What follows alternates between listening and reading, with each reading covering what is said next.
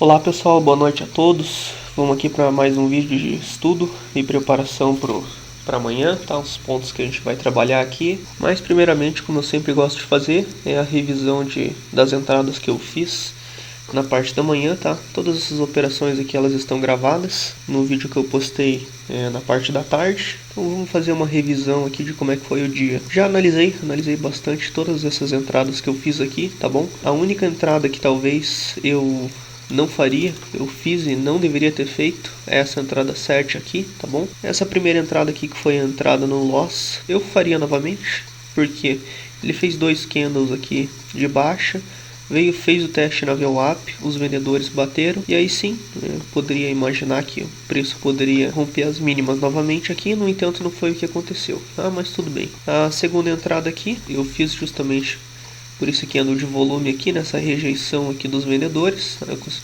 consegui capturar aqui uns 8 pontos mais ou menos. Essa terceira entrada aqui foi uma entrada excelente. No entanto, eu coloquei o stop no 0 a 0 muito cedo. Inclusive isso é algo que eu tenho que revisar. Aconteceu também ontem, né? A mesma coisa. Eu acabei colocando no break-even muito cedo. Ele pegou meu stop e depois foi pro alvo. Então eu vou dar um tempo um pouco maior para o preço poder trabalhar, para daí colocar o stop no break-even, né? Ou senão ele vai pegar meu stop mesmo. Aqui a gente poderia capturar aqui um belo movimento aqui, pelo menos uns 15, 20 pontos a gente poderia ter feito. Mas enfim, tá?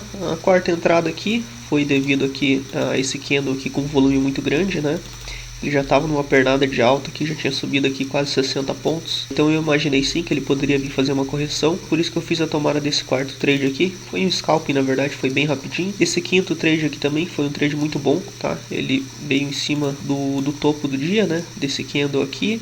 Sentou aqui e aí começou a entrar pressão de compra. Eu fiz a compra aqui, peguei mais uns 3 pontos também. A sexta entrada, eu estava imaginando aqui um possível topo duplo, então foi uma entrada bem bacana também. No entanto, eu acabei saindo no 0 a 0, tá? Na verdade, a entrada eu fiz mais aqui embaixo aqui. Como eu estava contra a tendência, né? O preço, por mais que fosse um possível topo duplo, a tendência ainda era de alta. Então eu acabei protegendo a operação aqui no 0 a 0 e acabei fazendo a sexta operação no 0 a 0. Essa sétima entrada, eu analisando agora que realmente não foi uma entrada boa, né? Ele já tinha feito 1, 2, 3 testes aqui.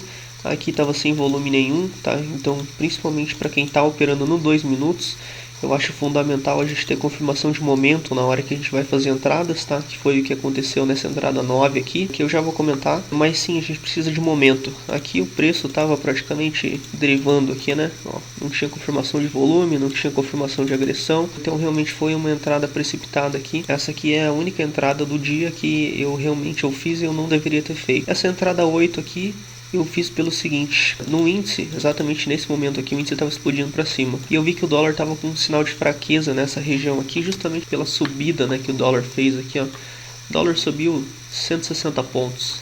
Então era plausível que ele viesse fazer uma correção. Então por isso que eu fiz essa venda. Essa venda aqui eu fiz com 2 contratos. Eu imaginei que a gente poderia ter um movimento, uma amplitude de movimento um pouco maior. O meu erro foi a saída, tá? Eu deveria ter posicionado a saída na VWAP, acabei não saindo, acabei devolvendo aqui uns 3, 4 pontos. Então isso vale de aprendizado, né? Se eu tivesse saído aqui na VWAP com 2 contratos, teria saído com R$200. E essa entrada 9 aqui também foi uma entrada excelente, tá? O preço ele veio com uma agressão de venda muito grande, fez esse candle aqui.